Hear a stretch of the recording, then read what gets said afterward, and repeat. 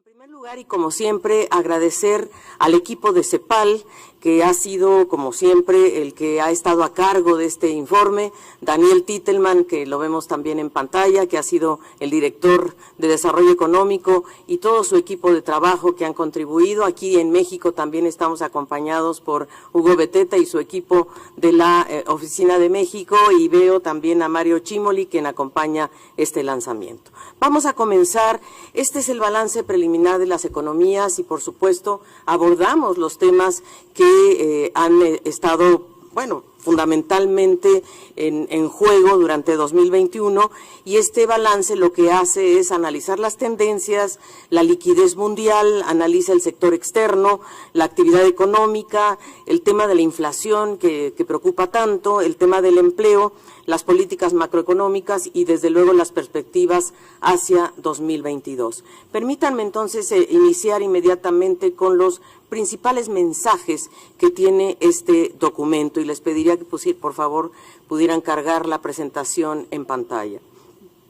Los principales mensajes que nosotros estamos transmitiendo en este balance es, primero que nada, que estamos ante una profunda incertidumbre, ¿verdad?, a nivel mundial, y que se profundizan las asimetrías entre los países desarrollados y aquellos en vías de desarrollo.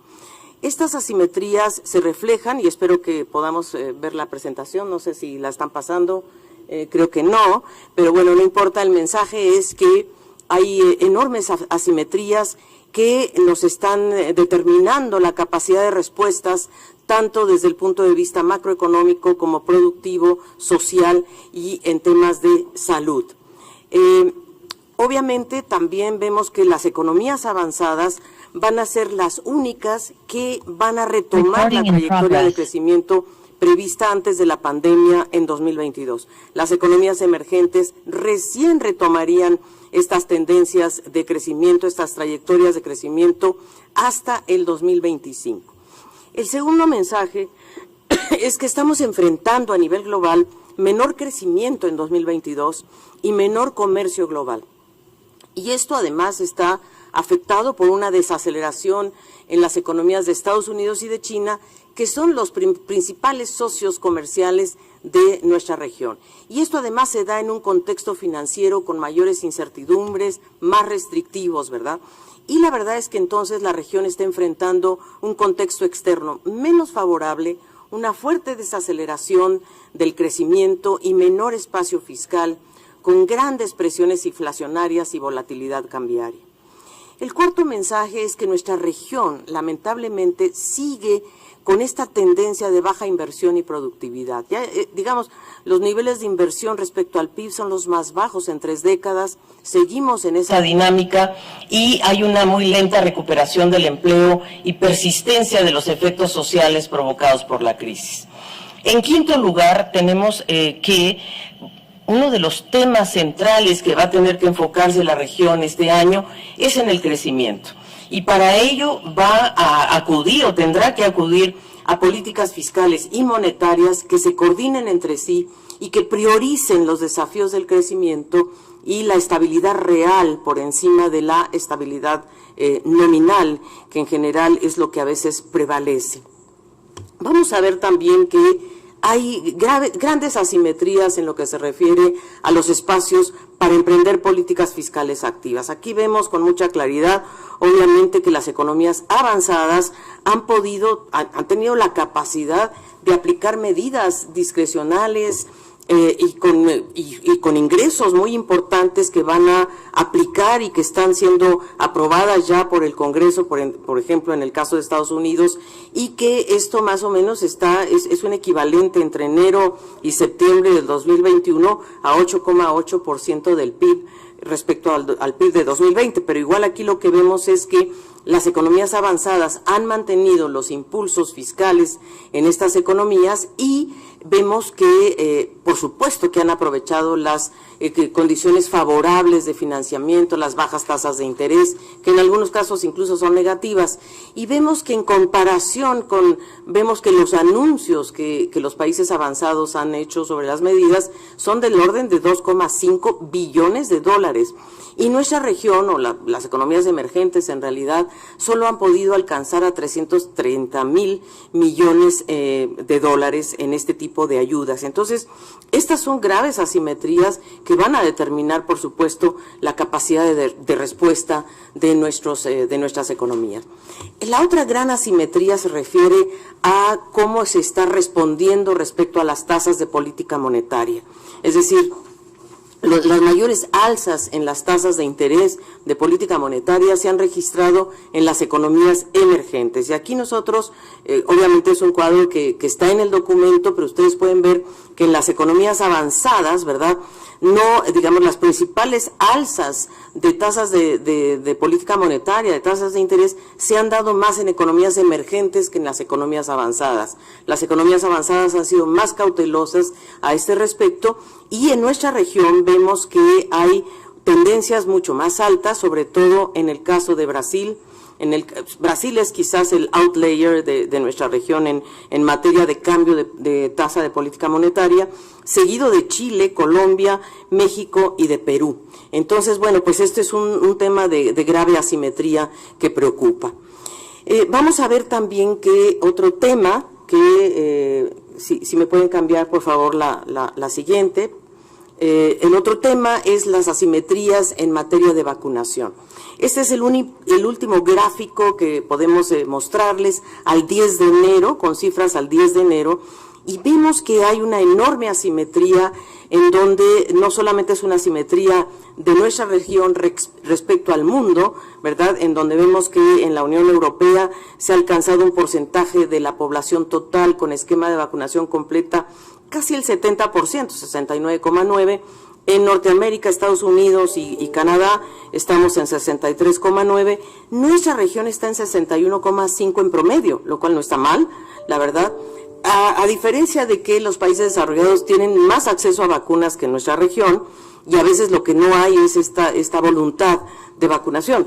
En nuestra región lo que priva es una enorme asimetría interna, en donde vemos que los países del Caribe, sin Cuba, están muy por debajo de este promedio, están en 13,7%. Y aquí vemos en el gráfico países como Chile, que ya está en 86,6%, Cuba, que está en 85,9%, versus Haití, por ejemplo, que está en un 0,06%. O sea, hay enormes asimetrías internas que yo quiero destacar que México ha jugado un papel ahí muy importante presidiendo la CELAC y tratando de cerrar estas graves brechas de asimetría en el acceso a la vacunación dentro de nuestra región, con la ayuda, por supuesto, de todos los Estados miembros de la CELAC. Entonces, vamos a ver que, como decíamos, va a haber un menor crecimiento del PIB a nivel mundial, que va a ser menor que en 2021, particularmente Estados Unidos y China, que son nuestros principales socios comerciales, y aquí lo vemos claramente como en el caso de, Estados Unidos va a tener el año pasado, 2021, Estados Unidos tuvo un crecimiento del 6%, este año está en 3,9%. Y el caso de China, pues también es bastante importante para nosotros, que el año pasado estaba en 8% y este año va a estar en 5,7%. O sea, hay una desaceleración de estos dos grandes, importantes socios comerciales de nuestra región. Ahora, también se espera una desaceleración del crecimiento del comercio global en 2022, de tal forma que en 2021 tuvimos un nivel de comercio, una tasa comercial de 10,8% en 2021, este año va a ser de 4,7%, de acuerdo, por supuesto, a las proyecciones que nos da la Organización Mundial del Comercio. Pero yo creo que esto es muy importante porque, digamos, esta desaceleración del comercio global también tiene otros problemas, que es, por ejemplo, la crisis que ha tenido la cadena de suministros, por ejemplo, la enorme alza de precios en el transporte, por ejemplo, marítimo, que ha tenido graves repercusiones también en el alza de los precios, y yo creo que eso es algo que debemos considerar. En 2022, como ustedes saben, nuestra región y sobre todo Sudamérica tiene una gran un gran vínculo con los precios de las materias primas, y la verdad es que en 2021 hubo un alza muy fuerte de los precios de los productos primarios, ¿verdad? Que llegamos casi a 41,8% en el total de productos primarios, siendo sin la energía el 30,2%, producto sobre todo de minerales, metales, etcétera. La energía, por cierto, también tuvo un alza muy importante de el petróleo, por ejemplo, de 69%. Y este año, el 2022, se espera que estos precios, una de dos, o se estabilicen o sean menores. Y por supuesto serán menores en menos 4,9%, nuestra estimación, por supuesto, y esto tiene repercusiones muy importantes en el comercio de la región, porque después de una fuerte recuperación de las exportaciones y las importaciones en 2021, que ustedes lo ven aquí, en 2022 sí va a continuar el crecimiento en ambas, pero va a ser mucho más moderado. Y vemos nosotros que en el caso de las exportaciones, ¿verdad?, vamos a ir del 25% al 10%, o 25% en 2021, 10% en 2022, y siempre con esta relación precio-volumen, que siempre nos habla de que el volumen es mayor que el precio, aunque este 2022 se invierte y vamos a tener mayores, bueno, siempre es el precio el que prevalece, pero va a haber un poquito más de equilibrio entre precio y volumen. Y en las importaciones, pues hay también una desaceleración muy fuerte, que en 2021 era del 32%, este año estaremos en el 9%. Así es de que sí hay una desaceleración importante, va a haber crecimiento en ambas exportaciones e importaciones, pero será más moderado. Lo que sí se anticipa, y vemos que en 2021 ya fue yo diría una dimensión a considerar en forma especial, es el crecimiento que tuvieron las remesas. Las remesas en 2021 crecieron un 30% y se anticipa que esto continúe para 2022 de manera muy acelerada. Simplemente en el caso de México, donde estamos ahora, nosotros estimamos un crecimiento del 25%, ¿verdad?, en 2021, pero ya la expectativa es incluso un punto más, casi 26%, estamos hablando de 10,402 millones de dólares que se han recibido en remesas. Es decir, este es un tema que en cierta medida pues ha ayudado a equilibrar las cuentas externas, pero no por las razones correctas, ¿verdad? Pero de alguna manera sí hay que decir que esto ha ayudado a las economías.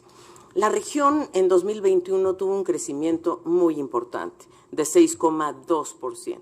Recordemos que habíamos tenido una caída muy importante en 2020, ¿verdad?, la más alta en 125 años de historia, pero en este año hay un gran impulso del crecimiento al 6,2%, lo que ha llevado en cierta medida a tener un optimismo que yo llamaría un tanto desmedido, un poco de euforia de que el crecimiento es alto. Lo interesante es si este crecimiento se puede o no sostener. América Latina y el Caribe, ¿verdad?, en promedio 6,2%. Cuando ya nos vamos a analizar América Central y México, estamos en un 6%, y cuando vemos América Central sin México, un 6,7%, muy importante, con Panamá como una de las economías pues más importantes. En el caso de Sudamérica, Perú, aquí lo que hicimos fue mostrar las tres subregiones, ¿verdad? Por un lado, América del Sur, ¿verdad?, encabezando el crecimiento del 2021 Perú, también Chile, Argentina, crecimientos muy importantes en estas economías, también muy motivados por los precios, por cierto, y desde luego en América Central y México vemos en el segundo grupo que el que sobresale es Panamá, seguido de El Salvador y de Honduras, Nicaragua, México, que también presenta un crecimiento importante, y el Caribe, ¿verdad? En el Caribe vemos un fenómeno interesante que lo vamos a ver sobre todo en el siguiente gráfico, porque el Caribe va a tener un repunte mayor que el que tuvo el año pasado. El año pasado el Caribe solo creció 1,2%, este año de 2022 se espera un crecimiento en el Caribe del 6,1%, en gran medida porque se recupera, bueno, por cierto, Guyana, ¿verdad?, con su producción petrolera, pero también el turismo empieza a repuntar. En el caso de América Latina y el Caribe, ahí vemos algo muy preocupante, ¿verdad?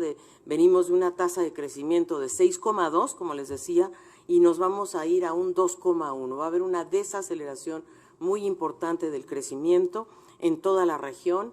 En América Latina es del 2%, en América del Sur es 1,4%, y aquí vemos que aquellas economías que estaban creciendo con gran dinamismo, pues van a tener una desaceleración muy importante. Y lo mismo sucede en América Central. Panamá quizás es la economía que persiste en crecimientos altos, y también República Dominicana, pero el resto de las economías sufren una desaceleración muy importante. Y esto, en realidad, vamos a ver cuál fue el motor principal del crecimiento del 2021, fue sin duda el consumo. Fue el principal determinante del crecimiento, al cual, por cierto, se sumaron exportaciones y la formación bruta de capital fijo, ¿verdad? Que sí hubo una recuperación, sobre todo, de la construcción, del sector construcción, sobre todo en América del Sur, y eso elevó la formación bruta de capital fijo. Entonces, pero sin duda, y no cabe duda de ello, que el consumo privado fue el determinante que prevaleció, fundamentalmente por las transferencias gubernamentales que hubo justamente para apuntalar a los hogares, y eso activó de alguna manera el consumo privado, y también el ingreso nacional, que fue mejor por los mejores precios en el caso de América del Sur, la recuperación de China, ¿verdad?, en el 2021, estamos hablando, y en México y Centroamérica, el mayor flujo de remesas, ¿verdad?, fue quizás lo que apuntaló el consumo privado, y la recuperación de Estados Unidos, que ayuda a la manufactura de las exportaciones de Centroamérica y México, que están fundamentalmente orientadas a la manufactura.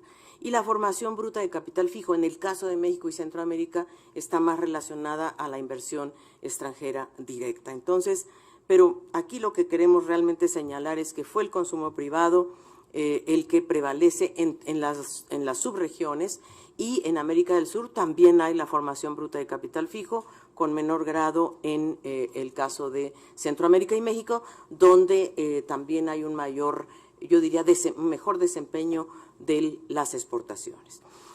Lo que siempre es un tema, ¿verdad?, es lo que hemos hablado tradicionalmente en relación a la inversión y a la productividad, que son problemas estructurales que siguen condicionando esta posibilidad de sostener una recuperación más allá de lo que vimos en 2021. Y aquí, bueno, está un poco la explicación, ¿verdad? Aquí tenemos que América Latina y el Caribe, en el gráfico de la izquierda, esto se puede observar muy claramente, la inversión respecto al PIB es 19,5%. Digamos, es una de las inversiones más bajas en las últimas 3 décadas, y desde luego la más baja de todo el mundo. Si nosotros vemos a las economías en desarrollo, están en torno al 33,2, y si vemos incluso el promedio mundial es de 26,8, y las economías desarrolladas en 22,4, pero nosotros somos los que estamos siempre más abajo de todos, y creo que este es un tema que hay que realmente cautelar para lograr un mejor crecimiento. Y desde luego, la productividad. Miren ustedes la variación de la productividad laboral y la brecha que se amplía cada vez más respecto a Estados Unidos entre 91 y 2020, el gráfico del centro, donde vemos que la brecha de productividad de América Latina con respecto a Estados Unidos, en lugar de cerrarse, se hace cada día más amplia. Y por supuesto, en el lado derecho estamos observando la formación bruta de capital fijo y el acervo de bonos externos del sector corporativo no financiero, y ahí también vemos que el acervo de la deuda, ¿verdad?, aumenta en forma muy importante, y desde luego la formación bruta de capital fijo sigue a la baja, que eso, bueno, pues es un reflejo también de la inversión. Vamos a ver que en el tema del empleo, el empleo en 2021, como vemos, claro, tuvimos un crecimiento muy impactante, ¿verdad?, por encima del 6%, sin embargo, el empleo no se recupera a la misma velocidad que la actividad económica, y solamente se recupera un 30% de los empleos perdidos en 2020. Entonces, realmente no se logra una recuperación, solo digamos, un 30% de los empleos perdidos es lo que se estima, ¿verdad?, pero que no se logró recuperar en su totalidad. Entonces, el número de ocupados respecto al PIB sufre un rezago muy importante. Obviamente es un rezago que venimos arrastrando, por cierto, desde 2020, pero este es un tema que preocupa muchísimo y eso sobre todo vamos a ver que se acentúa la enorme desigualdad entre hombres y mujeres, reflejando que en la pandemia hubo una salida contundente de las mujeres del mercado laboral. Y esto refleja la sobrecarga del cuidado sobre las mujeres, el menor dinamismo en aquellos sectores que concentran el sector femenino. Aquí vemos claramente que la tasa de participación femenina, ¿verdad?, en 2020 llegó a 47,7, en 2021 a 50, en 2022 se recupera un poco, se recupera mucho más la tasa de participación masculina, ¿verdad?, que va de 70,8 a 73,8. Esto nos muestra claramente que las mujeres realmente quedan por fuera y que en 2021 más de 38% de los trabajos ocupados por las mujeres se destruyen durante la crisis y no se recuperan. En el caso de los hombres este número es de 21%, que como ustedes ven pues es una cifra un poco menor, ¿verdad?, tampoco buena, pero es menor a la cifra de las mujeres. Y entre 2020 y 2021, la desocupación y la caída de la participación laboral afectó más a las mujeres. Dejaron de buscar empleo y, por cierto, porque en los hogares con menores de 5 años, pues esto ya realmente fue lo que ocasionó una mayor carga de cuidados en el caso de las mujeres. Entonces, nosotros vemos que en 2022 y con un escenario de recuperación de estas tasas, pues a los niveles precrisis, las tasas de desocupación estimadas van a ser la femenina de 12,4, la masculina de 10,2 y la tasa de desocupación promedio va a ser de 11,1%. Alta, muy alta, 2 dígitos de desocupación. Nosotros en 2022 se avisoran 5 riesgos que sin duda pueden complejizar el manejo de la política fiscal. Primero, esta desaceleración del crecimiento en 2022 con respecto a 2021, la persistencia de la baja inversión y generación de insuficientes empleos, las presiones inflacionarias que vamos a analizar ahora, las mayores tasas de interés, ¿verdad?, porque ya se está tendiendo a la normalización de la política monetaria en los países desarrollados, pero no cabe duda que en los países emergentes, como ya vimos, se ha acelerado más esta normalización de las tasas de política monetaria y se están tomando medidas para responder a estas presiones inflacionarias.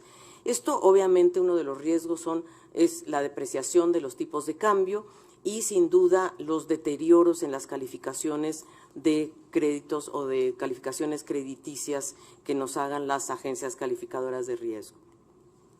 En 2021, entonces, se registran presiones inflacionarias, ¿verdad?, y que estas pueden persistir. Muchas personas o muchos analistas esperaban que la inflación, las presiones inflacionarias fueran temporales, ¿verdad?, en gran medida adjudicadas a estos problemas de oferta más que de demanda. Sin embargo, se registra persistencia en las presiones inflacionarias, se ve que los precios, ¿verdad?, siguen aumentando, sobre todo el índice de precios al consumidor, y vemos que sí hay un aumento importante, que en promedio en la región estamos realmente ya por encima de las tasas deseadas, ¿verdad? Estamos en torno al 6,2%, en el Caribe, por supuesto, más alto, 7,2%, y vemos que en general hay un aumento en las tasas de variación de los índices de precios. Esto ya apunta a que esta persistencia de presiones inflacionarias ya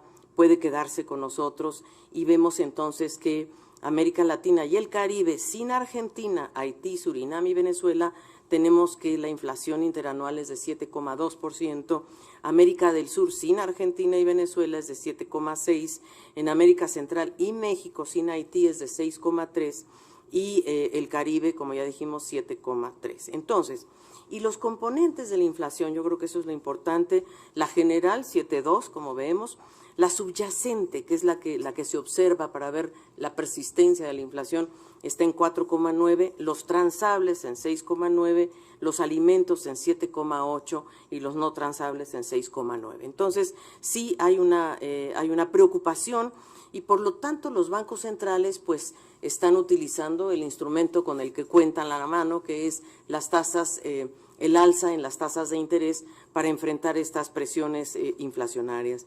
Quizás el país que ha actuado con mayor, yo diría, empleando este instrumento de política con mayor fortaleza o más fuerza, es Brasil, que ha tenido una tasa, ¿verdad?, alta, que ha subido las tasas con mayor fuerza que otros países, también Uruguay, también México, ¿verdad? Entonces vemos que obviamente son países, los países con tipo de cambio flexible, que son los de la izquierda, todos han tenido alzas, algunas más moderadas que otras, y países con tipo de cambio intermedio, que también tenemos ahí, bueno, a los países centroamericanos, Paraguay, República Dominicana, Jamaica. Entonces, durante 2021, muchas de las monedas de la región se depreciaron respecto al dólar. Y yo creo que este es un riesgo latente en 2022. Vemos que la variación del tipo de cambio, ¿verdad?, tuvo un efecto muy fuerte en Chile de 19,9, en Colombia de 18,6, Perú, ¿verdad?, 2 dígitos, ahí tenemos Perú, Colombia, Chile de 2 dígitos, después nos vamos hacia Brasil, Uruguay, Costa Rica, México, Honduras y caso contrario fue Paraguay y República Dominicana. Entonces, ¿qué es lo que nosotros planteamos? Que es muy importante que nuestros países contemplen la posibilidad de ampliar y de expandir los instrumentos, tanto monetarios como fiscales, pero sobre todo en este caso monetarios, para poder conciliar los objetivos de apoyar el crecimiento en un contexto de presiones inflacionarias y no utilizar únicamente las tasas de interés como único instrumento. Entonces aquí lo que estamos diciendo es, bueno, estos son los principales instrumentos que están disponibles de políticas de que podrían ser empleados de manera simultánea y que de hecho nuestra región empleó de manera simultánea entre marzo de 2020 y marzo del 2021. Y ahí estamos hablando de una caja de herramientas más amplia donde están los instrumentos monetarios, ¿verdad?, las tasas de interés, la compra de activos, las reservas internacionales, la expansión de liquidez, autorización para cubrir encajes legales, las garantías sobre cuentas de depósito, garantías sobre créditos, y creemos que esto fue complementado además con instrumentos cambiarios y macroprudenciales. Los cambiarios, bueno, operaciones de cepo y swaps, contratos spot y derivados, tasas de operación, de operaciones de repo y depósitos a un día, en fin, una gama de instrumentos que pensamos que son importantes de ser analizados y quizá de ser extendidos en esta etapa tan importante, ¿verdad? Y desde el punto de vista macroprudencial, pues los requisitos de reserva, la flexibilización de la regulación macroprudencial, o sea, la liquidez bancaria, los buffers de conservación de capital, en fin, y una serie de medidas macroprudenciales, incluyendo la regulación de los flujos de capital y previsiones contracíclicas acumuladas. Entonces, esa es la idea. Y nosotros creemos que el reto de la política fiscal en los próximos años es cómo mantener el gasto público pro crecimiento en un contexto de sostenibilidad fiscal. Y ahí de lo que estamos hablando es que la sostenibilidad fiscal, ¿verdad?, obviamente vamos a tener un desafío, ¿verdad?, como sucedió en 2020, de incrementar el gasto público y caída de ingresos, lo cual aumenta los déficits fiscales y la deuda pública. Y en 2021 ya vemos que el gasto público se reduce, pero se mantiene superior al 2019. También se reducen los estímulos fiscales porque los gobiernos, obviamente, las autoridades están interesadas en reducir el déficit y estabilizar el aumento de la deuda.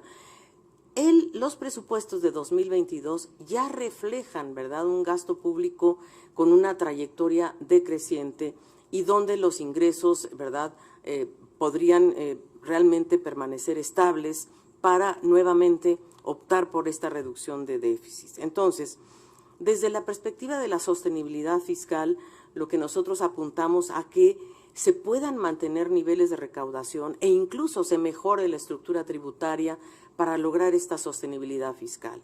Porque si no, vamos a castigar nuevamente el crecimiento y sobre todo vamos también a castigar políticas que nos vayan acercando cada vez más a la protección social universal. Y esto es lo que nos preocupa y por eso, digamos, analizamos en el documento, por supuesto, el desempeño del déficit fiscal como resultado de un menor gasto y sí, efectivamente aquí vemos que hay una reducción importante en relación al gasto total, ¿verdad?, de 24,7 a 23,6. Vemos también un ingreso que aumenta un poco de 17,8 a 18,6. Obviamente esto por las mejoras en materia de comercio y etcétera. Y también vemos que hay un interés de parte de los países de avanzar en la disminución de la deuda pública del gobierno central. Sigue siendo alta, sigue siendo una deuda pública que en promedio está en 54,7%, se ha reducido un poco, pero realmente seguimos con una deuda pública en niveles bastante elevados. En el Caribe, ni duda cabe, también se está haciendo un gran esfuerzo de reducir los déficits fiscales, ¿verdad? Esto es parte de los acuerdos que el Caribe ha tomado, incluso pues con el Fondo Monetario, con la reestructuración de sus propias deudas, y aquí vemos que, pero en el Caribe sí ha habido un gasto público, ¿verdad?, que se refleja en este gráfico, que es muy importante, que ha aumentado un poquito, pero también vemos con cierta preocupación que ha aumentado el nivel de deuda pública bruta del gobierno central de 89 a 90,3. Entonces el Caribe siempre está enfrentando estos altos niveles de endeudamiento y de pago de intereses, de pago del servicio de la deuda, que ese es quizás el talón de Aquiles de nuestra región, porque en realidad, por un lado tenemos menor gasto público porque hay reducción de subsidios y transferencias, ¿verdad?, pero también tenemos un pago de intereses que nos castiga bastante fuerte y vemos que en 2020 los subsidios y transferencias, que fue el principal impulso del gasto corriente primario, aumentó 2,2 puntos porcentuales en comparación con 2019, pero en 2021 hay una caída de estos subsidios por 1 punto porcentual y por lo tanto esto también se va a reflejar en los presupuestos de 2022. Entonces, pues estos son temas que vamos a tener que mirar con cierta preocupación, sobre todo dos áreas de preocupación. Una es nuevamente el bajo nivel de inversión pública, o sea, lo que nos preocupa es que la inversión es siempre la variable de ajuste y es la que sufre el mayor castigo cuando hay este tipo de situaciones de enfrentamiento de déficits fiscales o de disminución del gasto público, y pensamos que este es un tema que la región debe mirar con cuidado para que los gastos de capital no sea la variable que castigamos frecuentemente. Obviamente el pago de intereses aumenta, aquí lo vemos, ¿verdad?, de 1,7 a 2,6. De hecho, pues prácticamente nuestra región tiene que pagar casi el 59% de los ingresos que obtiene de las exportaciones o de otros ingresos en el pago de intereses. Entonces, ¿qué hacer? Pues por un lado, el gasto público, que debe ser guiado por una mirada más estratégica, ¿no?, para mirar más allá del nivel de gasto y quizás vincularlo a las demandas de corto plazo con inversiones de largo plazo, ¿verdad? En ese sentido, hay países que han visto esto con mucha claridad. Yo creo que México es uno de ellos, que ha privilegiado la inversión, ¿verdad?, de largo plazo, y yo creo que esto es un tema muy importante. Finalmente, la inversión sigue siendo el puente de plata entre el corto y el largo plazo y del crecimiento sostenido. Y obviamente la incertidumbre de la pandemia, ¿verdad?, mientras esta incertidumbre continúe y está pues en niveles altos, sobre todo en algunos países ya de la región, será necesario mantener las transferencias sociales y las políticas pro empleo para hacerle frente a los efectos sociales y económicos, sobre todo de los cierres, de las contenciones que hay respecto a la pandemia. Cómo priorizar inversión en sectores estratégicos, ¿verdad?, de energía limpia, por ejemplo, ambientales, digitales, en la economía del cuidado, y que sean inversiones que impulsen el empleo y, desde luego, desde nuestro punto de vista, la igualdad de género. Y la inversión pública ¿Cómo aprovecharla estratégicamente para que pueda atraer inversión privada? Que haya un crowding in, esto lo hemos dicho muchas veces, pero sí creemos que incentivos fiscales que pueden orientarse hacia sectores que están tomando gran dinamismo a nivel mundial, como son la descarbonización, la inclusión digital, la investigación y el desarrollo, la manufactura, por cierto, en el sector farmacéutico, y desde luego siempre la preocupación de cómo no descuidar la salud, la educación y desde luego sentar bases para una mayor sostenibilidad en el futuro. Entonces, una mirada estratégica de la inversión, también orientada a la universalización de servicios públicos. Nosotros hemos calculado cuánto se requiere de inversiones para, por ejemplo, suplir las necesidades y las demandas en 2 rubros concretos, por ejemplo, que es agua. No estamos hablando de nada tan sofisticado, estamos hablando de agua y saneamiento y electricidad, que son, yo diría, 2 de los eslabones más cruciales para mejorar la salud pública, el medio ambiente, generar empleo. Y la verdad es que para poder, yo diría, suplir la demanda y la brecha de 166 millones de personas que no tienen agua potable, gestionada de manera segura, ¿verdad? Y 443 millones de personas sin saneamiento, la verdad que el costo anual podría ser, o la inversión requerida anualmente es de 1,3% del PIB, y la verdad que la relación costo-beneficio es óptima. Creemos que puede generar casi 3.6 millones de empleo por año, agua y saneamiento básico. Y la electricidad para para cerrar esta brecha de 19 millones de personas sin acceso a electricidad en la región y poder ayudar a 77 millones de personas que no tienen acceso a combustibles limpios. La inversión sería también en torno a 1,3% del PIB anual, generando 500,000 empleos por año. Y esto realmente puede reducir, primero que nada, la huella ambiental, ni duda que cabe, y además mejorar la salud, y podría generarse incentivos para que participe el sector privado, obviamente con certeza jurídica, con neutralidad tecnológica y con reguladores que sean eficaces. Otras opciones para ampliar el espacio fiscal y darle sostenibilidad al gasto público está, como siempre lo diremos y lo repetimos nuevamente, es eliminar la evasión fiscal.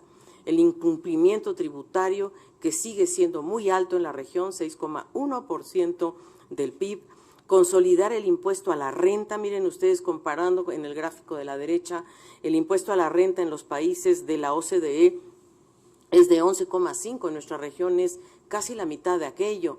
Entonces, pues ahí tenemos un tema que tenemos que consolidar.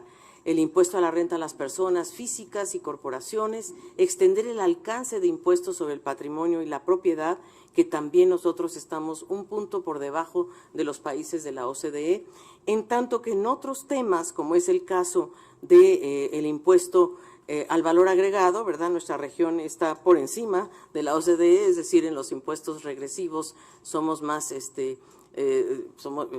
con un desempeño mejor que la OCDE. Entonces, y el otro tema que proponemos revisar y actualizar de manera progresiva son las regalías por la explotación de recursos no renovables. La minería, qué duda cabe que requiere una revisión de las regalías, de cuánto está realmente ingresando a los países en estos temas. Y el otro gran tema a revisar son los gastos tributarios, la renuncia tributaria, lo que se le da, digamos, este mecanismo de gasto indirecto que podría ayudar mucho el gasto presupuestario, ¿verdad? Y miren ustedes, la verdad es que en promedio estos gastos tributarios pues representan importantes pérdidas recaudatorias de 3,7% del PIB en promedio, ¿verdad? Y que equivalen a 17% de los gastos presupuestarios. Es muy alto y hay países donde esto es más alto que en otros, ¿verdad?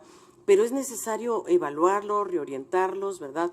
Para ver qué tipo de exenciones, en este caso de renuncias tributarias, se pueden revisar y pueden entonces generar una mayor recaudación en la región, o más bien evitar que haya pérdidas recaudatorias. Creo que el otro gran tema a nivel global que hay que estar pendientes es la implementación de la tasa mínima global del 15%.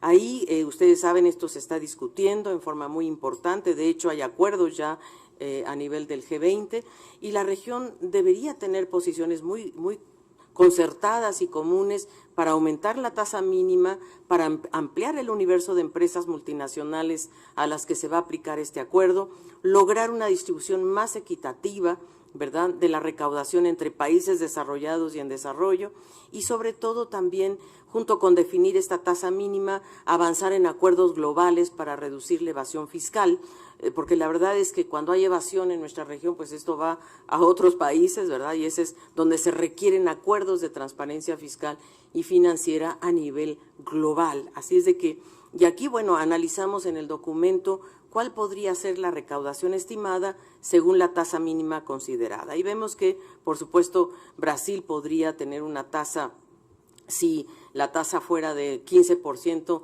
de 1.500, ¿verdad?, millones de euros, en tanto que si fuera de 25%, que es lo que propone esta comisión de expertos a nivel internacional, pues podría ser de 10.500 millones. Para México podría ser de 400 si la tasa es de 15, o de 1.100 si la tasa es de 25%. Entonces, hay que estar atentos, hay que estar mirando hacia dónde va esta tasa mínima, si se queda en 15, si puede aumentar un poco más, y en eso está la discusión internacional. Y por cierto, creo que el financiamiento para el desarrollo, que esto es lo que apoya los espacios de política y la inversión, son muy importantes. Nosotros en CEPAL hemos hecho un documento muy reciente sobre financiamiento para el desarrollo, donde estamos proponiendo 5 acciones muy concretas. Uno es la ampliación y redistribución de la liquidez, y estamos hablando de que, por ejemplo, en el caso de los derechos especiales de giro, sabemos que ya llegaron y que ya fueron emitidos 650,000 millones de dólares equivalentes en derechos especiales de giro, pero pensamos que se puede hacer más, que puede haber una readjudicación de derechos especiales de giro que no están siendo utilizados por los países desarrollados, e incluso que pueden ser utilizados, por ejemplo, para crear un fondo fiduciario que apoya a los países de ingreso medio, que son fundamentalmente los países que a veces se han quedado afuera de las medidas de sostenibilidad de la deuda o de suspensión, por ejemplo, de la deuda que acordó el G20. Crear fondos multilaterales como el FASE, que ha sido propuesto por Costa Rica, ¿verdad?, para apuntalar proyectos de inversión de mediano plazo. El segundo bloque tiene que ver con la banca de desarrollo, ampliar el universo de instrumentos para que ellos puedan capturar y asignar recursos y expandir sus capacidades de préstamo con mayores niveles de capitalización. La CAF acaba de ser capitalizada, lo cual es una muy buena noticia, el BCE también, pero no así el BID. Y creemos que también la banca tiene que aplicar criterios más flexibles para poder incentivar estos proyectos de inversión a largo plazo. Una reforma de la arquitectura de la deuda internacional nos parece central, ampliar el alcance de esta iniciativa de suspensión de la deuda que el G20, por cierto, acordó solamente ampliarla hasta el 2021. Vamos a ver qué pasa, si es posible que esto se extienda, pero no solamente a los países de ingreso más bajo, sino a los países de ingreso medio-bajo, por ejemplo, que son varios en nuestra región. La política de sobrecargos del Fondo Monetario Internacional, ustedes saben que hay 3 países en la región que pagan este tipo de sobrecargos: Argentina, Ecuador y Barbados, que son países que han rebasado en cierta medida el límite de su capacidad de endeudamiento, y por lo tanto el fondo pues les aplica un sobrecargo muy alto, y creo que esto podría ser revisado. Y desde luego las agencias de calificadoras de riesgo, las calificadoras de crédito, que castigan mucho a las economías de ingreso medio y sobre todo a nuestra región. Creemos que pues hay 3, ¿verdad?, que son privadas.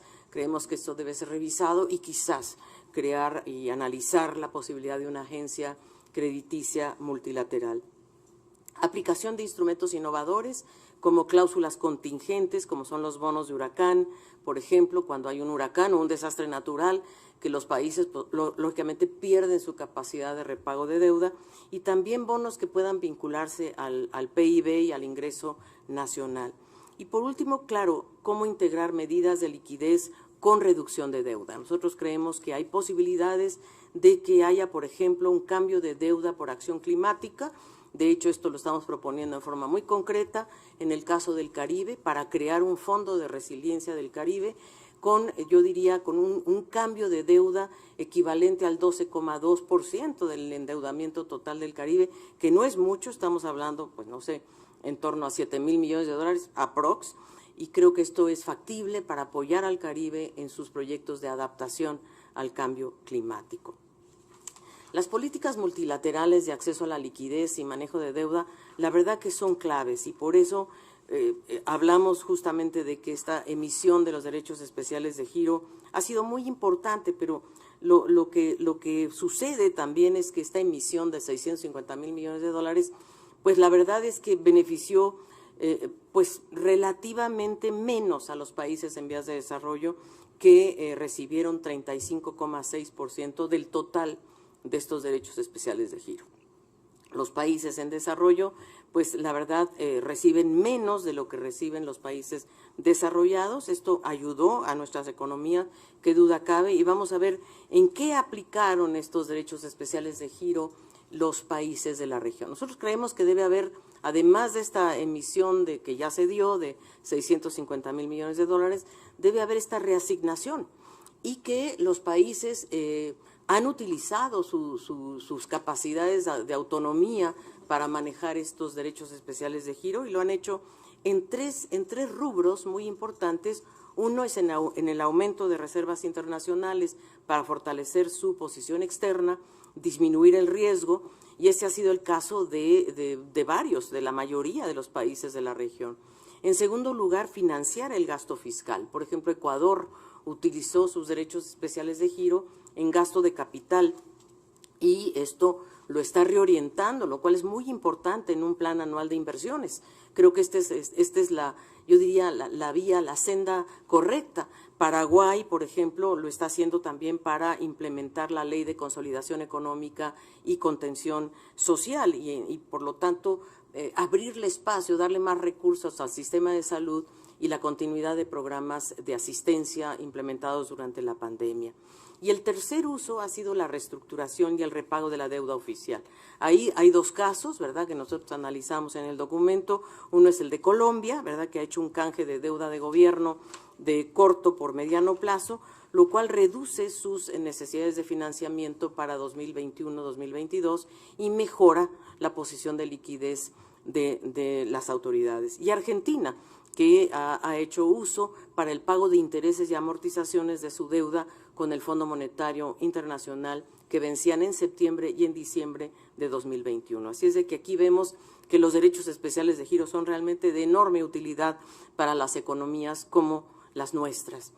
Y en suma, yo diría, 2022 estamos enfrentando grandes retos para el crecimiento, para la generación de empleo y el aumento, sobre todo, pues la verdad es que los costos sociales de la pandemia van a ser costos estructurales, costos que se van a quedar con nosotros por un largo tiempo, ¿verdad?, difíciles de superar, y sobre todo que seguimos enfrentando un contexto muy incierto con las fuertes asimetrías entre los que se han ampliado, ¿verdad?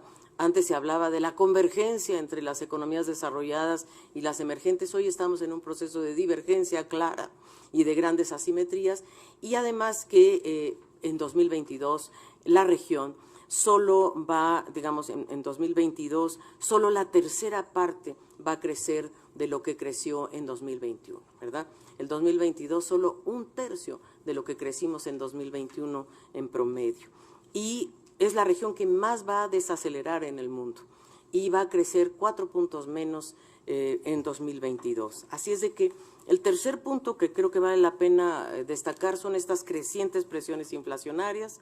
Creemos que la naturaleza multicausal de la inflación tiene que llevarnos a expandir los instrumentos disponibles a la autoridad monetaria, que ya los presentamos aquí: encajes, tasas de interés, reservas, utilización de los derechos especiales de giro. Creemos que la comunidad internacional tiene que apoyar a los países de ingreso medio y a los de ingreso bajo, ¿verdad?, en relación a la redistribución de la liquidez. Hay gran liquidez en los países desarrollados, y por lo tanto debe usarse en donde se requiere y crear estos fondos de apoyo a resiliencia para acción climática que nos permita, por cierto, enfrentar el quinto reto, que es el de la baja inversión, la productividad, que si la atamos al empleo puede ayudar a mitigar pobreza y desigualdad. Y claro, nuestros desafíos de política pues están ahí, ¿verdad? Crecimiento, proempleo, políticas productivas, fiscalidad sostenible, ¿verdad?, que requiere revisar el tema de las políticas fiscales, mejorando la carga, la estructura tributaria, la evasión, hay que reducir la evasión, hay que evitar sobre todo las medidas prematuras de consolidación fiscal, ¿verdad?, evitar que haya un ajuste fiscal prematuro, temprano, que eso en cierta medida castigue, por ejemplo, a la inversión, como ya dijimos, o bien a las políticas sociales. Expandir la caja de herramientas tanto a nivel doméstico como a nivel internacional. Así es que eso es, queridos colegas, queridas amigas y amigos, el balance que presentamos es un balance, como ustedes ven, pues con muchos problemas, con muchos retos para el 2022, pero al menos hay que tener la claridad de en qué áreas y cómo podemos actuar. Así es que muchísimas gracias y yo quedo a su disposición para las preguntas que ustedes nos quieran elaborar. Muchísimas gracias, secretaria ejecutiva. Esta es la presentación de este balance preliminar de las economías de América Latina y el Caribe 2021 por parte de doña Alicia Bárcena Ibarra, secretaria ejecutiva de esta Comisión Económica para América Latina y el Caribe. Y vamos a iniciar, por tanto, la ronda de preguntas y respuestas. Le agradecemos mucho a las y los colegas que han venido siguiendo esta conferencia y que nos han hecho llegar sus inquietudes. Doy paso, secretaria ejecutiva, a la lectura del primer bloque de preguntas que nos han hecho llegar. Las primeras de ellas vienen de mano de Martí Quintana, de jefe de información de agencia EFE, acá en México, que consulta lo siguiente: ¿cuáles son los aspectos más preocupantes de la inflación en la región?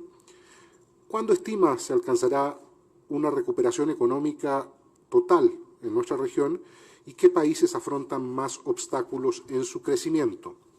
En este primer bloque también daríamos cuenta de la inquietud que nos ha hecho llegar la corresponsal de la agencia italiana ANSA, Margarita Bastías, que plantea lo siguiente: Chile enfrenta un nuevo proceso político con la llegada de Gabriel Boric al poder en marzo de 2022. ¿Qué espacio tendrá el nuevo gobierno para mantener políticas fiscales y monetarias pro crecimiento y utilizar instrumentos monetarios, cambiarios y macroprudenciales para avanzar en la estabilización nominal de la economía, como señala el informe? Y en este primer bloque damos cuenta también de la inquietud del colega Luis Alberto Sierra, corresponsal de la agencia Xinhua, que señala lo siguiente: ¿cuáles son las principales amenazas y oportunidades para la economía de Panamá en 2022? ¿Y cuáles son las expectativas en cuanto al crecimiento económico en comparación con el 19 y el 20? ¿Qué sectores serían los claves? Complementa su inquietud con la siguiente pregunta: ¿qué percepción tienen sobre los riesgos que enfrenta el grado de inversión de Panamá al inicio de este año en medio del repunte de número de casos de la COVID-19 y de la variante Omicron? Con estas tres consultas de parte de Martí Quintana, de agencia EFE, Margarita Bastías, agencia italiana ANSA, y Luis Alberto Sierra, de Xinhua, devuelvo la palabra, secretaria ejecutiva.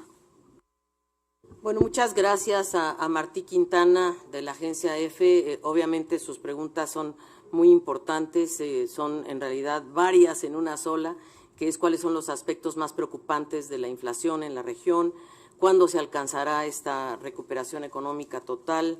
Algo hemos dicho ya, ¿verdad?, que en muchos de nuestros países quizás hasta el 2025, pero en fin, ¿qué obstáculos estamos enfrentando en el crecimiento? Bueno, el principal riesgo que implica la inflación es que afecta la capacidad adquisitiva de los hogares, o sea, sin duda está afectando sobre todo a los hogares más pobres y que que tienen menos herramientas para protegerse de la inflación, dependen de sus ingresos laborales, de sus pensiones, destinan una gran parte de su ingreso a cubrir el consumo de bienes de primera necesidad, como son los alimentos, los combustibles, el transporte, ¿verdad?, que son justamente esos sectores que han exhibido mayor inflación. Además, se da en un momento muy crítico, ¿verdad?, donde están la mayoría de las personas, pues o muchos de los trabajadores están fuera del mercado de trabajo, la tasa de participación no ha vuelto a los niveles precrisis, en especial, ya lo dijimos, en el caso de las mujeres, el desempleo que permanece en niveles muy altos, de 2 dígitos, ¿verdad?, por encima del 11%, y bueno, esto sin duda se traduce en menor consumo, mayor pobreza, mayor desigualdad. Y además, bueno, esto se da en un contexto de bajo crecimiento, perdón, oigo voces. Esto se da en un contexto de bajo crecimiento, de lenta recuperación en el empleo, en donde, claro, el repunte de la inflación pone a los gestores de política en dilemas, en un dilema muy fuerte de cómo generar crecimiento y empleo, pero al mismo tiempo cómo combatir y cómo, en cierta medida, evitar las presiones inflacionarias, y es por ello que en este momento pues recomendamos a los gestores de política utilizar todas las herramientas disponibles para conciliar estos objetivos.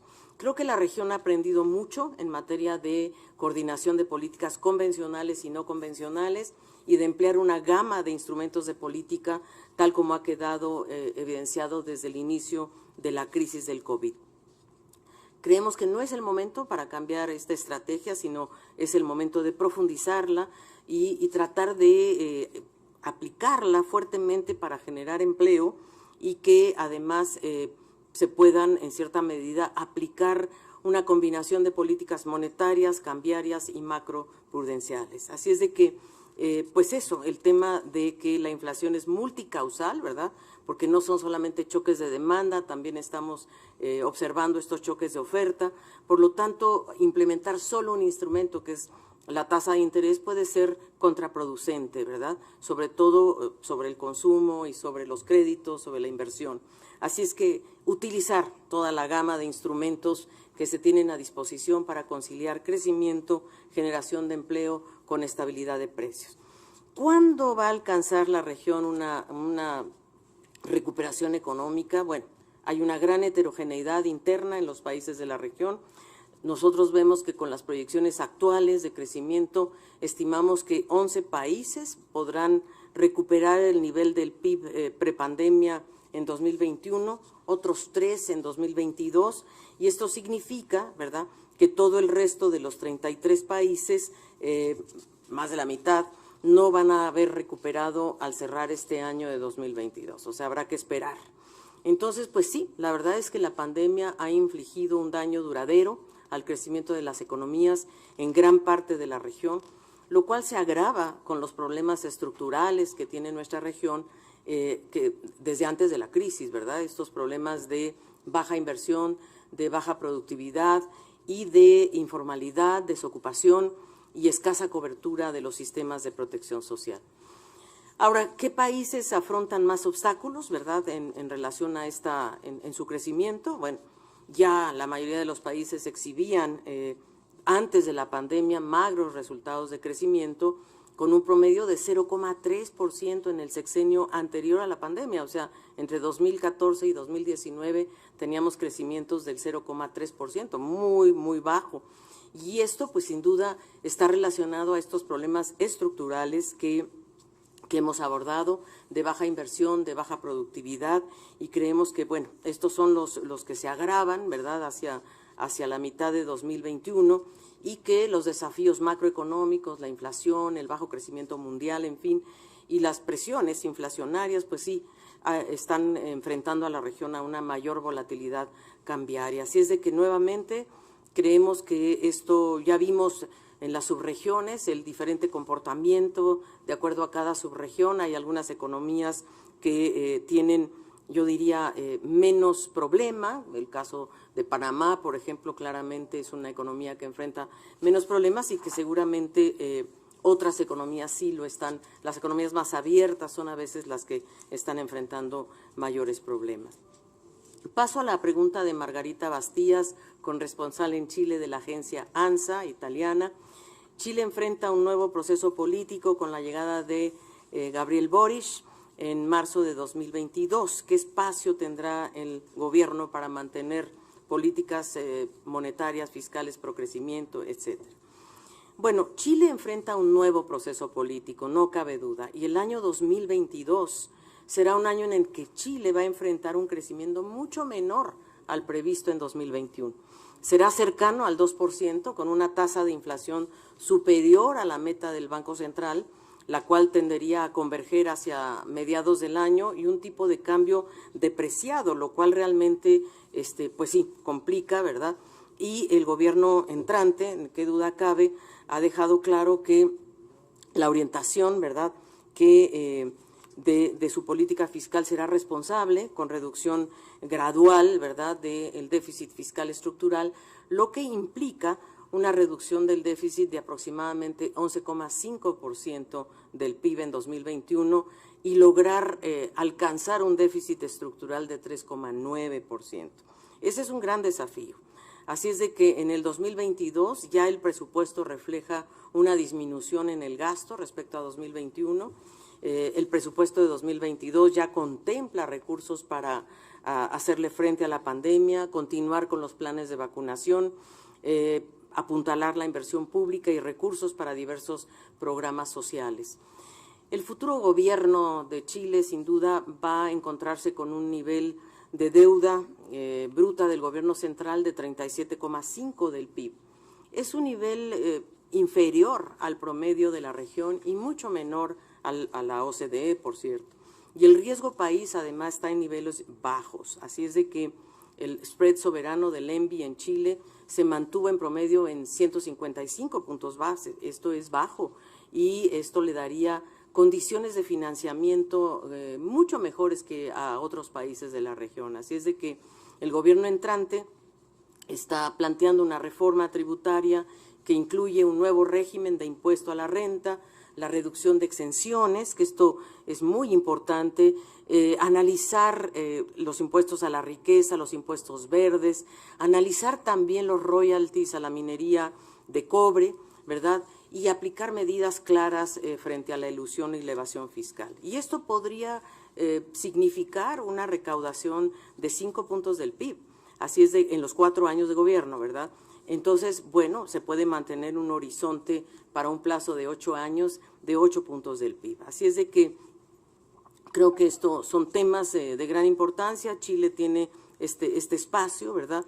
El Banco Central enfrenta el dilema del bajo crecimiento con una inflación mayor a la meta y pues entonces la tasa de política monetaria puede continuar con los aumentos y esto pues sí es un tema, ¿no? La tasa real de política monetaria continúa siendo una tasa negativa, ya que nos encontramos con una inflación del 4% y una inflación anual de 7,2%. Así es de que esto es un tema, y yo creo que el otro gran tema que enfrenta Chile es la depreciación que se ha visto en el peso chileno, que se debe fundamentalmente a factores externos, movimientos internacionales del dólar, la evolución de los socios comerciales de Chile, principalmente de China, pues las nuevas variantes del COVID, ¿verdad? El precio del cobre, que históricamente alto ha permitido que el tipo de cambio no se haya depreciado aún más. Para el 2022 el precio del cobre no llegará quizás a los niveles de 2021, pero se espera que pueda seguir por encima de los $4 la libra, permitiendo a su vez buenos términos de intercambio. Así que, por último, digamos, el nivel de reservas internacionales, que aumentó de 39,000 millones en diciembre de 2020 a 51,300 millones a final de 2021, sí le da un espacio a la política cambiaria que el Banco Central pueda asumir. Paso a la tercera pregunta de este primer bloque de Luis Alberto Sierra, corresponsal en Panamá de la agencia Xinhua de China. ¿Cuáles son las amenazas, oportunidades de la economía panameña en 2022? ¿Cuáles son las expectativas en comparación 2019-2020? ¿Qué sectores serán claves? ¿Cuáles son los riesgos que enfrenta la inversión en Panamá? Bueno, la CEPAL estima que la economía de Panamá registrará un crecimiento, bueno, de 12,4 en 2021, ¿verdad? Luego de una gran caída de 17,9 en 2020. Para 2022 pronosticamos que la economía se consolida y crecerá en torno al 7,3. Es una de las economías que más crece en 2022. La principal amenaza para la economía panameña es el aumento de los casos de COVID a partir de la variante Omicron y otras variantes, y por supuesto la desaceleración de la recuperación económica mundial que tiene efectos sobre el comercio internacional. Y en ese sentido, pues la economía panameña depende mucho del comercio internacional y sobre todo, bueno, del transporte, que es uno de los temas que más ha aumentado en el comercio mundial. Pero la verdad es que Panamá ha tenido un avance muy importante en el proceso de vacunación, así es de que quizás estas variantes no van a ser tan profundas en su efecto en la economía y permitirá que la economía transcurra por el camino de la recuperación que inició en 2021 en sectores concretos como la construcción, el transporte, las comunicaciones, que incluye el canal, por supuesto, y la minería. ¿Cuáles son los riesgos? Pues la verdad es que no anticipamos riesgos importantes en el grado de inversión del país y a lo largo del año. Y a pesar de los repuntes en el mundo de la variante Omicron, creemos que el gobierno de Panamá ha trabajado de manera muy eficaz en el proceso de vacunación, ¿verdad? Tiene ya 79% de vacunación de la población de 5 años y más, que al menos tiene una dosis, 71,3 ya con 2 dosis, ¿verdad? Y yo creo que esto es una manera de proteger de gran resiliencia que ha tenido el gobierno de Panamá y desde luego creo que esto no se traducirá entonces en afectaciones económicas. Eso sería en este primer bloque. Muchísimas gracias, secretaria ejecutiva. Vamos entonces a dar cuenta de las inquietudes que nos han llegado en este segundo bloque de preguntas. Doy, por tanto, lectura a las inquietudes que en primer lugar llegan de parte del colega Orlando Milesi, corresponsal de la agencia Interpress Service, IPS. Pregunta Orlando, CEPAL revisó a la baja las expectativas de crecimiento para el 2022. Los países de América del Sur crecerían apenas un 1,4%. ¿Esto implicará más pobreza y condiciones sociales difíciles para millones de personas? ¿Qué ámbito debería ser el prioritario en la acción de sus gobiernos para mejorar estas perspectivas? Es la primera pregunta de este bloque de parte de Orlando Milesi, Interpress Service. Cecilia Barría, de BBC Mundo, consulta lo siguiente. ¿Cómo pueden los países enfrentar el desafío de reducir la inflación y al mismo tiempo apuntalar crecimiento, especialmente cuando tienen un reducido presupuesto fiscal y una alta deuda pública? La inquietud de Cecilia Barría, BBC Mundo. Por último, en este segundo bloque, le expongo las inquietudes de la corresponsal de Reuters, Natalia Ramos, que nos señala lo siguiente. El reporte señala que el 2022 será un año de incertidumbres asociadas a la evolución de la pandemia, al menor espacio fiscal, a una inflación creciente. ¿Cómo ven el panorama político de la región este año asociado a esa inestabilidad económica? Y, como consulta complementaria, si podría ahondar, secretaria ejecutiva, en la idea del daño duradero infligido por la pandemia a las economías regionales. ¿Es posible prever una fecha para superar ese retroceso? Las inquietudes de la corresponsal de Reuters, Natalia Ramos, que junto a las preguntas de Cecilia Barría, de BBC Mundo, y Orlando Milesi, de Interpress Service, pongo a su atención en este segundo bloque de inquietudes. Bueno, muchas gracias. En relación a Orlando Milesi, creo que vale la pena mencionar que la proyección que tenemos preliminar de la pobreza al 2022 nos indica que aunque el crecimiento, las proyecciones de crecimiento son bajas, la verdad es que puede haber una leve mejoría en los niveles de pobreza y pobreza extrema. Esperamos mejores niveles, 1.5 puntos porcentuales en pobreza y 0,7 puntos en la pobreza extrema. Pero claro que el menor crecimiento pues sí se da en un contexto pandémico que se profundiza, que no cede, ¿verdad? Y esto es un tema porque esto está correlacionado o relacionado con el empeoramiento de las condiciones laborales, y yo creo que este es uno de los temas centrales, que no hemos podido realmente superar lo que la pandemia tuvo una afectación muy fuerte, que fue la informalidad, y se prevé un aumento en la informalidad con devastadores impactos sociales. De hecho, la tercera pregunta que nos hace también Cecilia Barría, pues tiene que ver, creo que Cecilia Barría, Natalia Ramos, perdón, de cuáles son estos daños tan devastadores y persistentes. Bueno, pues uno de ellos es justamente este incremento de la informalidad y los impactos sociales que, pues la verdad es que sí puede tener un retroceso fuerte. Nosotros ya vimos que en 2020 hubo un retroceso enorme de 12 y 20 años en la profundización de las vulnerabilidades y la desigualdad, sobre todo en materia de género, por ejemplo. Y entonces un desafío central es fortalecer la sostenibilidad y la resiliencia de los sistemas de protección social, de manera de mitigar los efectos de esta crisis sanitaria prolongada, que creo que es muy importante. Estamos proponiendo que se mantengan también las medidas de transferencia y otros apoyos a la par que se va generando empleo. También hay políticas sociales laborales, ¿verdad? Nosotros hemos hablado siempre de la doble inclusión social y laboral.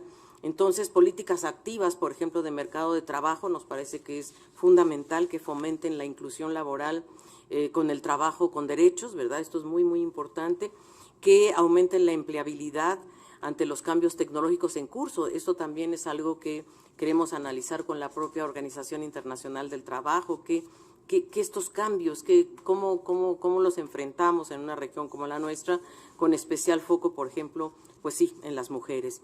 Una institucionalidad acorde con estos desafíos, tanto de coyuntura como estructurales, y, por supuesto, pues cómo avanzar con un sustrato legal más claro, más explícito, basado en enfoque de derechos económicos, sociales y culturales, fortalecer las organizaciones, los procesos de coordinación horizontal, mejorar la gestión, aprovechando también a la tecnología, pero para ello pues tiene que haber también inclusión digital, ¿verdad? Sabemos que en nuestra región tenemos un déficit importante, casi un tercio de nuestra población no tiene un acceso adecuado a Internet y por lo tanto, o de plano no lo tiene en su totalidad, así es que necesitamos actuar en esos campos.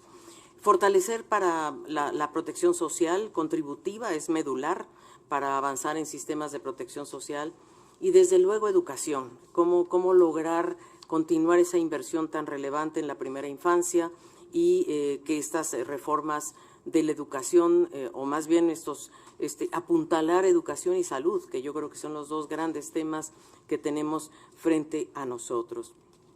Ahora, en la segunda pregunta, la pregunta de Cecilia Barría, corresponsal de la BBC, cómo enfrentar esta dinámica de inflación y al mismo tiempo apuntalar crecimiento, creo que ya de alguna manera nos referimos a ello en cuanto a que seguimos en pandemia y la verdad es que crecemos poco, no creamos los empleos y este cuadro pues hay que sumarle a las presiones inflacionarias. Entonces, claro, está ese dilema de cómo generar empleo y crecimiento y al mismo tiempo contener las presiones inflacionarias.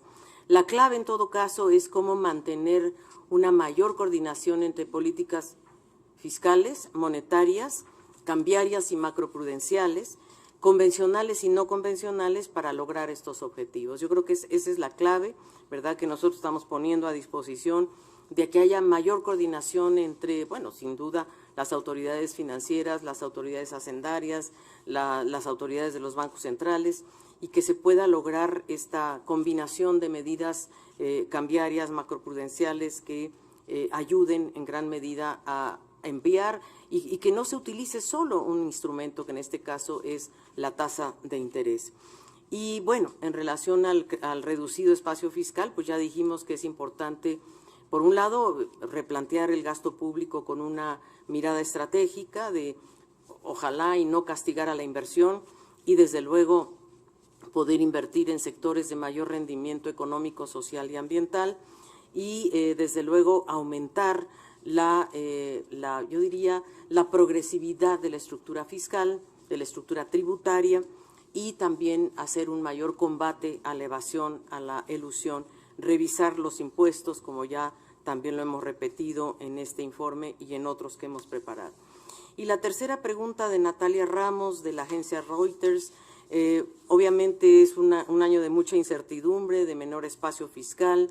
¿Cómo vemos el panorama político? Bueno, sin duda, este es un tema importantísimo. Sabemos que estamos ante un ciclo electoral importante, ¿verdad?, donde muchos países están cambiando de gobiernos o están en procesos electorales o ya han concluido sus procesos electorales, Honduras recientemente, Chile, este año, por supuesto, Colombia, sin duda viene también un cambio importante en Brasil. Entonces, sí, obviamente hay una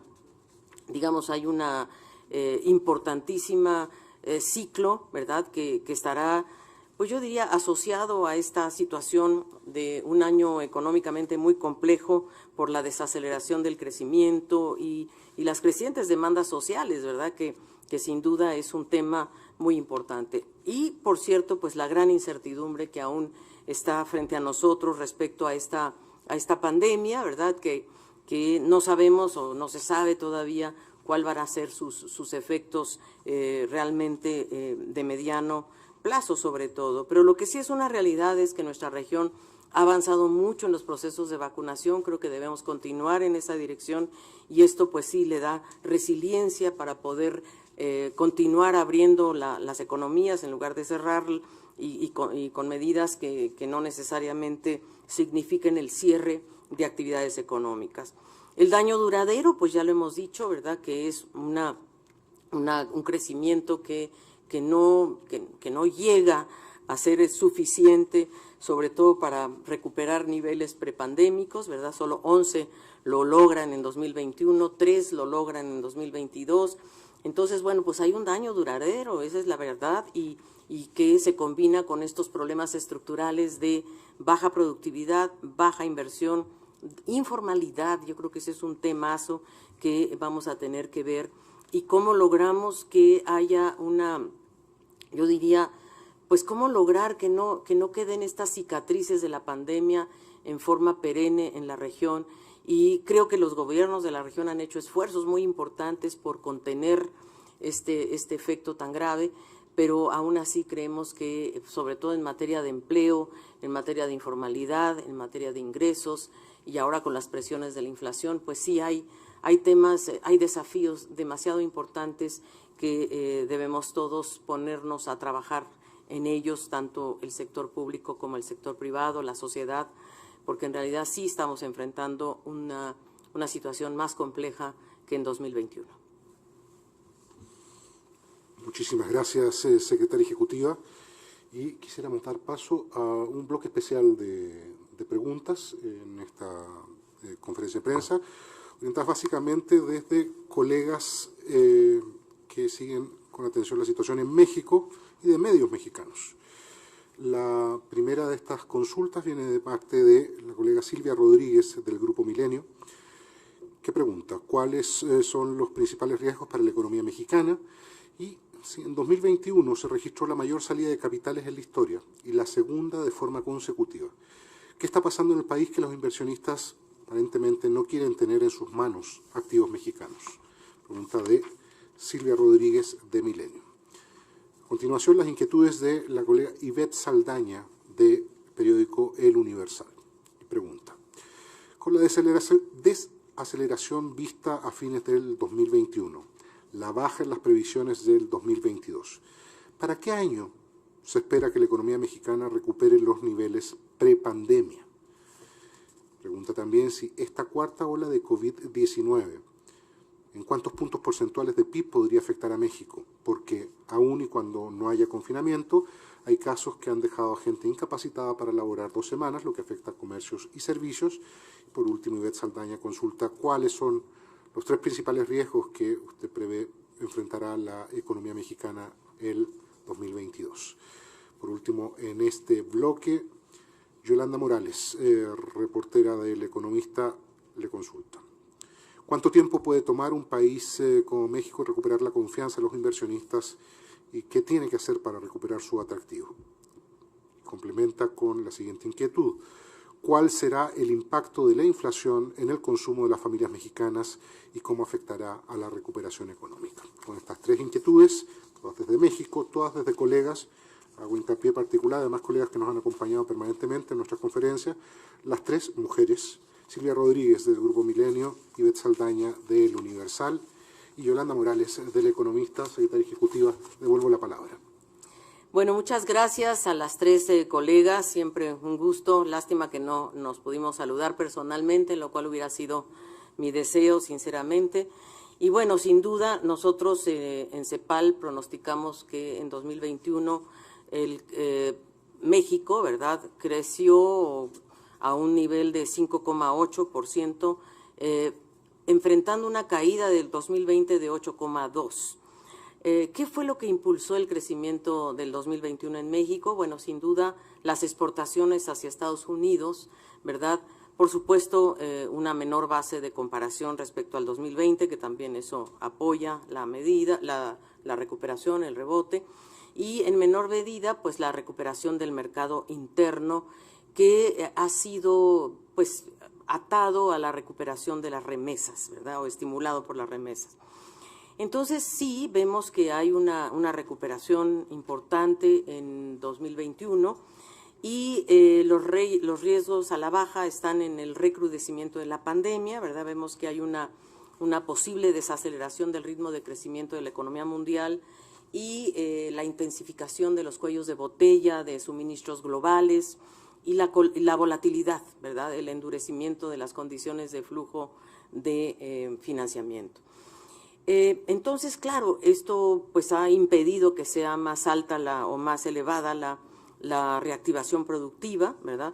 Pero yo creo que es muy importante mencionar que, bueno, primero que nada, que prevemos para el 2022 un crecimiento de 2,9%. Yo sé que algunos analistas están resolviendo proyecciones más bajas, pero nosotros nos hemos mantenido en 2,9%, principalmente por el impulso que van a tener las exportaciones hacia Estados Unidos, la recuperación de la demanda interna, que hay que mencionar que México, a diferencia del resto de la región, viene apuntalando transferencias de carácter social antes de la pandemia. Es decir, la pandemia no es lo que origina el impulso de transferencias sociales en México. Esto se viene dando desde el inicio del gobierno de Andrés Manuel López Obrador. Entonces, las familias están recibiendo estos apoyos sociales no necesariamente vinculados a la pandemia, lo cual es muy importante porque quiere decir que en el caso de México no necesariamente van a ser transferencias temporales, sino que son transferencias que se van a sostener en el tiempo, y esto yo creo que es un tema que de verdad yo sí quisiera destacar. Me parece muy importante que se haga esta diferencia porque creo que en el caso de México el apoyo social es permanente, está ahí y va a seguir ahí, y yo creo que es muy importante. Y la otra es las inversiones. Yo creo que México tiene proyectos, propuestas de inversión pública muy importantes en los megaproyectos que están ayudando a la generación de empleo, y yo creo que eso es otro de los temas que debemos apuntalar. México tiene además el Tratado de Libre Comercio con Estados Unidos, lo cual también es una buena noticia para México, y creo que esto vale la pena mencionarlo. La salida de capitales, si realmente es histórica o no es histórica, la verdad es que nosotros hemos visto que la salida, pues, se liquidaron en 2021, ¿verdad?, 257,601 millones de pesos, equivalentes a 12,703 millones de dólares, que y la verdad nosotros atamos esta salida más bien a lo que ha sucedido con los estímulos monetarios en Estados Unidos y con, yo diría, la fuerza que está volviendo a tener el dólar, y por lo tanto la movida de muchos inversionistas que prefieren irse, como siempre, a donde hay más valor, y por lo tanto creemos que la recuperación, sobre todo de Estados Unidos, es lo que está influyendo en que los valores gubernamentales, digamos que las salidas, digamos, o las liquidaciones de millones de pesos equivalentes a 12,703 millones de dólares, esté atado a este factor. En 2022, ¿verdad?, nosotros esperamos que esto va a mantenerse. En realidad fue levemente superior en 2021 a la que se registró en 2020. En 2020 se registró una disminución de valores de 257,239 millones de pesos, alrededor de 11,965, No creemos que sean valores históricos, por cierto, así es de que yo creo que eso sí vale la pena destacarlo. Sí ha habido, por supuesto, esta salida, pero no es histórica. Y también quisiéramos decir que creemos que México sigue, digamos, los inversionistas de largo plazo continúan apostando por las ventajas de invertir en México. A septiembre de 2021, ¿verdad?, hay que decir que la inversión extranjera directa neta ascendió a 21.432 millones de dólares. Eso fue septiembre del año pasado, 8,5% más que en 2020. Entonces, esto pues son señales importantes y creo que vale la pena destacarlos. Ivette, querida Ivette del Universal, tú haces 3 preguntas, todas muy relevantes. Creo que la actividad económica comenzó a recuperarse gradualmente a partir del tercer trimestre del 2020. Lógicamente, la recuperación total de la economía mexicana a niveles similares al 2019 quizás se alcance hasta 2023. Eso si seguimos con la tendencia de crecimiento económico actual, ¿verdad? Y creemos que eso va a ir mejorando gradualmente también la situación del empleo y la pobreza en México. Por supuesto, el crecimiento económico de Estados Unidos, ¿verdad?, la generación de certidumbre económica, la evolución de la inversión interna, pública y privada, van a ser catalizadores claves en el crecimiento económico del país. ¿Cuántos puntos porcentuales del PIB puede afectar a México esta nueva ola o la cuarta ola del COVID? Pues y cuántos casos de gente incapacitada, bueno, todavía es difícil evaluar, pero lo que sí se puede decir es que hay un gran avance en el proceso de vacunación. Hasta la fecha no se han manifestado cierres significativos de actividades económicas. Es muy probable que esta nueva ola de contagios, pues no sé, digamos, como lo han dicho los expertos, ¿verdad?, epidemiólogos, no nosotros, no lo somos, pero sí sabemos que esta tendencia de la ola tiene un crecimiento muy fuerte en las primeras semanas y luego tiene una tendencia a la baja, así es que se espera que, bueno, que ojalá y los efectos sean menores. Estimación para 2022, 2,9% en el contexto actual. ¿Cuáles son los 3 principales riesgos que prevemos para la economía mexicana? Bueno, sin duda, el bajo crecimiento, ¿verdad? Eso bueno, digamos, ojalá y tuviéramos un mayor crecimiento, pero creemos que los 3 principales riesgos es esta desaceleración del crecimiento mundial y la falta de disponibilidad de insumos críticos para la producción, con efectos negativos en la industria manufacturera, sobre todo en la automotriz, que tiene un gran peso en la economía mexicana. Y bueno, pues el tercero, sin qué duda cabe, es las incertidumbres frente a la pandemia. Y claro, obviamente, ¿qué va a pasar con estas presiones inflacionarias que también pueden tener un efecto importante, que es lo que pregunta Yolanda Morales, de cuánto tiempo recuperar la confianza? Yo creo que México no ha perdido la confianza de los inversionistas, o sea, por eso cambiaría el tono de tu pregunta. El tono no es recuperarla, sino el tono es mantenerla. En todo caso, yo creo que México tiene confianza de los inversionistas y que yo sé, obviamente, que todos están hoy analizando la política del Citibank, pero ya sabemos que es una política corporativa de carácter global que tiene poco que ver con las coyunturas de nuestros países. Lo han hecho en Asia y en otros países, así es de que yo creo que aquí lo importante es destacar que México es uno de los países de la región más atractivo para la inversión extranjera.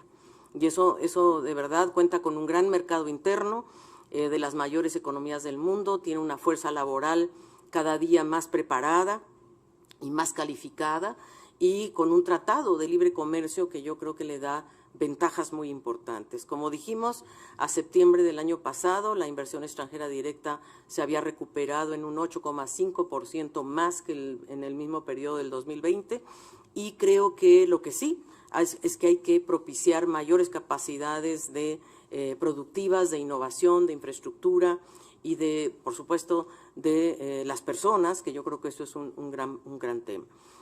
El impacto de la inflación en el consumo de las familias mexicanas, yo creo que sí, efectivamente hay presiones inflacionarias muy vinculadas a los precios de la energía, a las tarifas, a los alimentos, ¿verdad? con efectos negativos sobre el consumo. También es cierto que el Banco de México pues ha elevado la tasa de referencia en 25 puntos bases en cada una de estas ocasiones y 50 puntos bases en diciembre, y entonces hoy alcanzamos un valor de 5,5% en la tasa de referencia, pero yo creo que se espera, o sea, México ha sido uno de los países que ha manejado el tema de la inflación con mayor, yo diría, eficacia, ¿no?, a nivel regional, y yo creo que hay nosotros estimamos que la inflación puede situarse en torno al 4% a finales de año y poder ir alcanzando a la meta del Banco de México, que está entre el 2 y el 4%. O sea, generalmente México tiene un comportamiento cauteloso y además no se ha endeudado, ¿verdad? Es un país que ha mantenido sus políticas macroeconómicas con bastante estabilidad. Eso sería en este bloque, querido Guido. Secretaria Ejecutiva, le agradecemos mucho. Efectivamente hemos llegado ya casi al borde del tiempo que hemos previsto para esta actividad. Quiero de todas maneras darle a las y los colegas que nos han hecho llegar infinidad de inquietudes la tranquilidad y la certeza de que aquellas que no hemos podido atender en línea, en vivo, inmediatamente con la Secretaría Ejecutiva, les vamos a hacer llegar las respuestas por vía electrónica al más corto de los plazos. Y voy a tomar nota de aquellos que efectivamente nos han hecho llegar sus inquietudes, para que sepan que estaremos contactándolos en breve para hacerle llegar por escrito las respuestas a sus preguntas. Pablo García, Diario Libre de República Dominicana, Alina Archundia, de La Razón de México, Irma Cantizano Chanc, El Economista de El Salvador, Leticia Hernández, El Financiero de México, Paula Santibáñez, Valor Futuro en Chile, Mayelina Costa, Diario Hoy de Santo Domingo, Lilian Ester Bonilla, de Proceso Digital de Honduras, Bolivia Delgado, Gustavo Castillo de Uno TV México, Enrique Villarreal Pérez, Consumo TIC de México, Roberto Lameriñas, Valor Económico de Brasil, Estefanía Areli García Pastrana, Lucas Pordeus de Radio Nacional Brasileña, Senyacen Flores de Bloomberg en línea, Jessica Martínez del Diario 24 Horas de México. Les agradecemos el seguimiento, la atención y sus inquietudes. Como les comento, les haremos llegar por vía electrónica las respuestas a sus preguntas al más corto de los plazos. Sin embargo, quiero devolver la palabra a nuestra Secretaria Ejecutiva para una reflexión final, mensajes sobre este lanzamiento. Les recuerdo a todas y a todas quienes nos han seguido que en la página web de la CEPAL pueden encontrar ya la presentación que la Secretaria Ejecutiva nos entregó, el comunicado de prensa con el cual hemos divulgado algunos de los aspectos centrales, todo el material que requieran para apuntalar su cobertura lo pueden encontrar en la página web de la CEPAL. Secretaria Ejecutiva, la palabra es suya. Bueno, muchísimas gracias. En primer lugar, yo quisiera agradecerle a los colegas que han participado en este esfuerzo que hoy estamos compartiendo con ustedes. Yo quiero agradecerle en primer lugar a Daniel Titelman, a su equipo de desarrollo económico, en donde está Cecilia Vera, Pablo Carballo, Albert Bred, José Antonio Sánchez, Esteban Pérez, Claudio Aravena, Ramón Pineda, Alejandra Acevedo, Christine Carton, Noel Pérez, Michael Hani, Sonia Gontero, que han hecho un trabajo espectacular. Quiero agradecerle a la Oficina Subregional de México, en particular a Hugo Beteta, Ramón Padilla, a María Castro, que nos acompaña el día de hoy, a Ramón Padilla, que está con nosotros también, Miguel del Castillo, a Pablo Llanes, y a todo el equipo de comunicaciones que está aquí con nosotros, a Eric y a todos los que han hecho un gran esfuerzo porque esto funcione bien. Quiero agradecerle a la División de Estadísticas, que también bajo la coordinación de Daniel Titelman ha hecho un trabajo muy importante, a las oficinas nacionales de Argentina, Brasil, Colombia, Uruguay y Washington, a la División de Publicaciones, a ti, querido Guido, de la Unidad de Información Pública, a Mario Chimoli, que siempre está detrás de que estos documentos salgan oportunos, a tiempo y bien.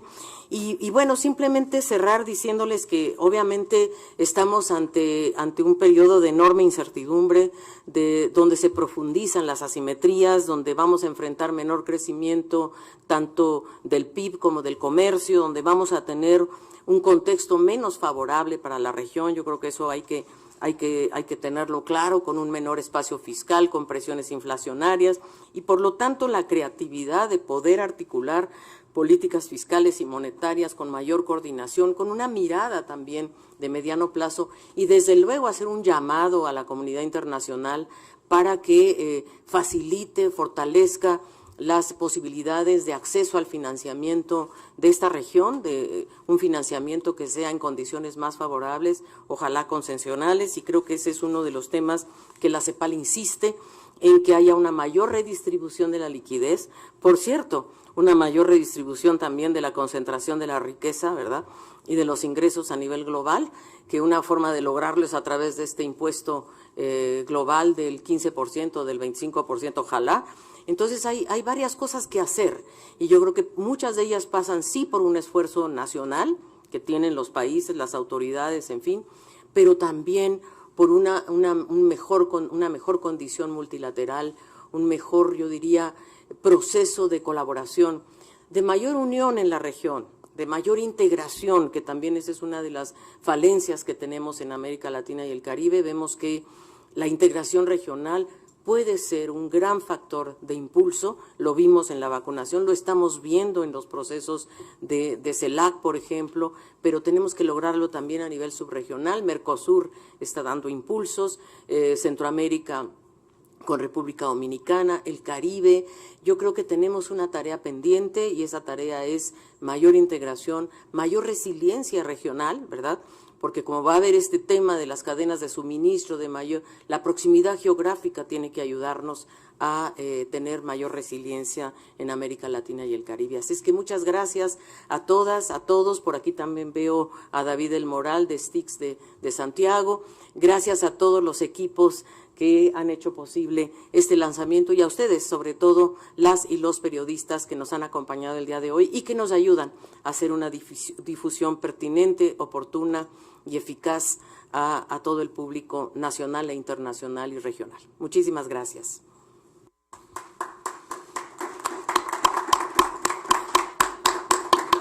Con estas palabras de la secretaria ejecutiva de la CEPAL, Alicia Bárcena Ibarra, damos por concluida esta conferencia, reiterándole nuestra gratitud a las y los colegas periodistas que han acompañado este evento. Muchas gracias, nos reencontraremos pronto en una nueva convocatoria de CEPAL para dar cuenta de contenidos, propuestas, miradas y documentos inminentes de los cuales les daremos cuenta en un futuro próximo. Muchísimas gracias, secretaria ejecutiva, muchas gracias a las y los periodistas que nos acompañaron.